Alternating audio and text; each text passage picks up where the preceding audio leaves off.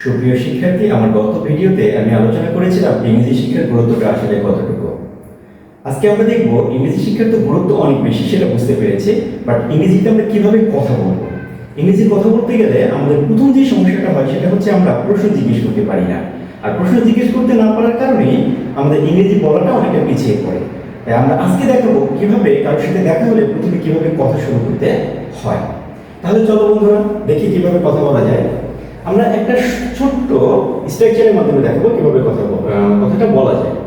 যেমন ধরো, তুমি তোমার একটা বন্ধুকে দেখলে ও বসে আছে, কি যেন চিন্তা করছে, তখন তুমি তাকে কে কি বলবে? এই তুই কি ভাবছিস, বা তুমি কি ভাবছো, কি করছো, কি খাচ্ছো, কি খাও, কি খেয়েছিলে, এরকম।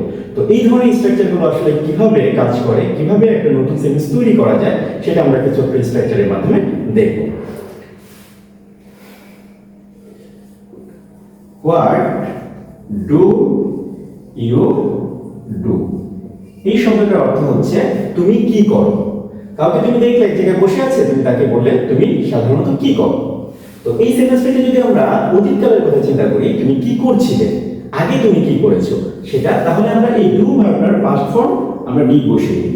অর্থাৎ কেউ একজন আগে কি করছিল সেটা যদি আমরা জানতে চাই, তাহলে আমরা বলবো যে হোয়াট ডিড ইউ ডু। কিন্তু ভবিষ্যতে যদি সে কি জানতে চাই যে ভবিষ্যতে সে কি করবে, তখন আমাদের বলতে হবে হোয়াট উইল ইউ ডু। এই যে ছোট একটি স্ট্রাকচার, বাট এই স্ট্রাকচারটি অত্যন্ত পাওয়ারফুল। তোমার কথা শুরু করার জন্য যদি তুমি ইংরেজিতে স্বাভাবিকভাবে কথা বলতে চাও, তাহলে এই স্ট্রাকচারটি তোমাকে ভীষণভাবে হেল্প করতে পারে। তাহলে দেখো, আমরা যদি কাউকে বলতে চাই যে তুমি কি করো, তবে হোয়াট ডু ইউ ডু। তুমি কি করেছিলে, হোয়াট ডিড ইউ ডু। তুমি কি করবে, এটার ক্ষেত্রে হবে হোয়াট উইল ইউ ডু। এখন চিন্তা করো, আমরা তো সবসময় এই ডু বা করা সম্পর্কে জিজ্ঞেস করবো না। একটা মানুষ বসে আছে, তাকে যদি আমরা জিজ্ঞেস করতে চাই যে তুমি কি ভাবো, তখন আমাকে ভাবনা, এই যে ভাবো মানে চিন্তা করো, এটা ইংরেজিতে কি হবে? এটা ইংরেজি হচ্ছে থিঙ্ক, THINK। তখন আমরা তাকে কি বলবো?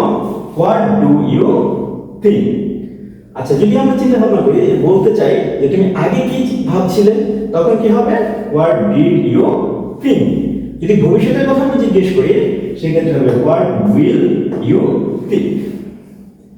তাহলে শিক্ষার্থীরা তোমরা নিশ্চয়ই বুঝতে পারছো যে এই যে ভার্বটি আছে, এই ভার্বটা আমরা পরিবর্তন করে অনেকগুলো নতুন নতুন বাক্য আমরা তৈরি করতে পারি, যেটা দিয়ে আমরা সাবলীলভাবে দৈনন্দিন জীবনে ইংরেজিতে কথা বলতে পারবো। আমরা অনেকটি ভার্বের কথা চিন্তা করি। যদি সি ভার্বটি দেখি, সি ভার্ব মানে হচ্ছে দেখা।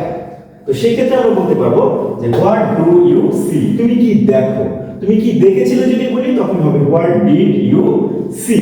যদি ভবিষ্যতে তুমি কি দেখবে সেটা বলি, তখন কি হবে? What will you C.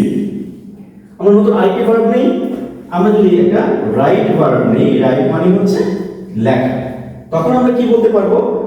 আমার এক বন্ধুকে যদি আমার বলার প্রয়োজন হয় তুমি কি লেখো, তখন কি বলবো? What do you write. যদি অতীতকালে প্রশ্ন করার জন্য প্রয়োজন হয়, সেই ক্ষেত্রে কি, নিশ্চয়ই তোমরা বুঝে গেছো, সেই ক্ষেত্রে কি হবে? সেই ক্ষেত্রে হবে হোয়াট ডিড ইউ রাইট, তুমি কি লিখেছিলে। আর যদি ভবিষ্যতের ক্ষেত্রে আমরা জানতে চাই যে তুমি কি লিখবে, সেক্ষেত্রে কি হবে? What will you write. তাহলে শিক্ষার্থীরা দেখতে পেলে যে একটা ছোট্ট স্ট্রাকচারের মাধ্যমে তুমি কিভাবে সাবলীলভাবে ইংরেজিতে কথা বলতে পারো। এই যে ভার্বগুলো রয়েছে, এই ভার্বগুলো তুমি যদি চেঞ্জ করে আর নতুন নতুন ভার্বের কথা নিয়ে আসতে পারো, এখানে তুমি রিড ব্যবহার করতে পারো, এখানে তুমি স্পিক ব্যবহার করতে পারো, সেগুলো ব্যবহার করে তুমি নতুন নতুন অসংখ্য বাক্য তৈরি করতে পারবে। তাহলে বন্ধুরা দেখতে পাচ্ছ যে কিভাবে এটা করা যায়, এটা তোমরা চেষ্টা করবে। যদি তোমরা মাত্র একদিন বা 2 দিন এটা সুন্দরভাবে প্র্যাকটিস করো, তাহলে দেখতে পাবে যে ইংরেজি বলার ক্ষেত্রে তোমাদের যে জড়তা আছে, সেই জড়তাটা কেটে যাচ্ছে।